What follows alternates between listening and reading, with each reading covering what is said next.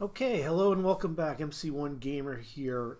There are a couple things that have come up this week that I think would be very worthy of sharing with you. First of all, there's the year-end awards that we've done for several years now in the Warhammer community. Warhammer Weekly typically is the announcing platform, and Vince Ventrilo and Tom uh, run a weekly show, and I'm sure that you're a follower of mine, you probably know all about it. But he and a couple other people are kind of hosting the show, and there's a bunch of categories. So I'm just going to announce who I would like to nominate for the various categories. And then also, Vince and Tom are running a charitable donation drive with some nice rewards for anybody who gets involved with some of the stuff that they have in their collections, either really nice painted models or unopened boxes of tabletop miniatures like Warhammer stuff that they're going to be giving away randomly to anybody who gives anything. But they're also giving it to a good cause, and I think that's a great thing to do in general during the holidays. If you're in enough financial shape to do so, the link will be down below. The link for the awards is also down below, so please take a look at that. So here's mine. I'm going to name the categories. I'm going to name who I want. I am cheating, Vince, because you're a cheater too, and you've also, done that because it's, you have the right to do that when you have your shows. But you're a host also of this and an organizer of this, but you're also a contestant. So because you can be nominated for your own content and not disqualified as a result, I'm going to name other people, and sometimes two people for some of these. And in a lot of cases, the reason was because you would be nominated for a bunch of these as well. So because I can't name you for everything, I'm naming several people. I'm not going to go overboard with it, though. I won't go too far. But in any case, for the best battle reporter, I know I put up a lot of battle reports. I would hope that I'd be a contestant for this and many other things, but I don't think anybody, hands down, it competes with Doom and Darkness. I would put Doom and Darkness at the top. It's not because he has any flashy tech that he uses necessarily, although I do like that he uses his little highlighting pen on his software. But it's just, I think, in terms of entertainment, in terms of quality of analysis, strategy, I think that Doom and Darkness is at the top of the game amongst others. But I think he would be at the apex. I think he would be the best in terms of insight and in terms of the overall presentation. So definitely Doom and Darkness. Michael, hope if you're still in the bush when you get back, hope there's an award waiting for you. Best AOS content. I would put. There's so many people I'd put in this category because there's a lot of people who put really good stuff out there. But I'm always highly entertained by William Page, or creative name to stand out. Just he's very buttoned up with his presentation. I think he's entertaining as well, and I just like the I just like the quality of his content, and it's a joy to watch. It really is. Okay, so best Ninth Age content. Now, I will admit I don't watch a lot of Ninth Age. I'm not a big Ninth Age follower. I want to dabble with it, and I promised that I would do a video on Ninth Age, and I've helped promote it in a positive light. It's just not my thing. So, but I have seen a couple battle reports that the legendary Lord Tremendous has done. How could we deny Lord Tremendous a nomination here? So, Lord Tremendous, you get my nod for best Ninth Age content.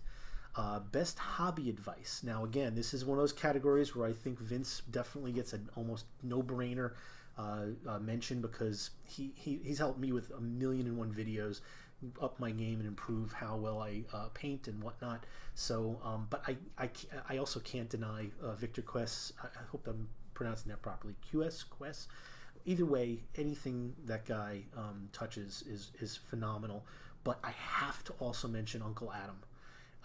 He has some really good cross-the-board hobby advice, and some of it's really good basic stuff, really good for newcomers, beginners, newbies, people who are looking to try new things, from talking about wet palettes to just how to base your models, or to just how to start with your models, just little like snippets of advice.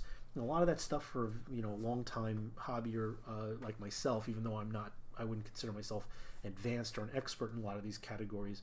Still very much a learner. They may seem like old hat, but if you're new to the hobby, that stuff is gold. Most thought-provoking content, I would definitely say Vince Ventrello with his topic of the week. I don't think that there's any category that he owns more than that, with the exception of maybe painting, because every week there's a new hobby, nearly without fail.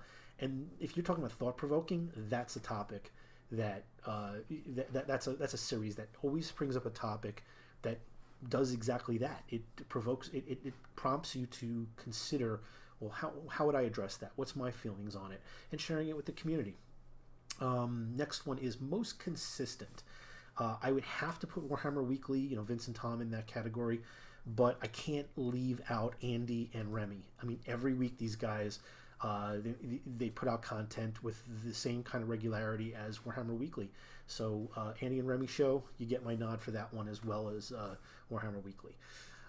Best new series. I really like William Page's AOS close-ups.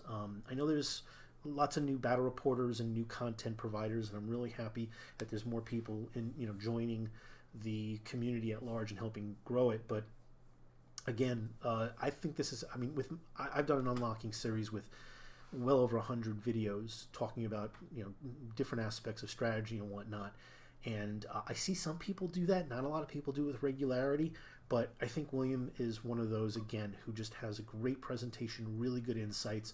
It's really a lot of fun to watch his videos. They're just short enough to be really good bite size that you don't have to worry about, is it 30 minutes or an hour or 2 hours, which is some of the detraction that I get with mine. Usually it's a little too verbose, kind of like this video. But William Page, he's really got all those sweet spots perfectly dialed in. Best painted. Again, Vince, you got to be in this category, and you get away with too much being the host of this too, but you can't be disqualified. You're just too good. But I also have to put in Victor Quest, because everything he puts a brush to it just turns out magical.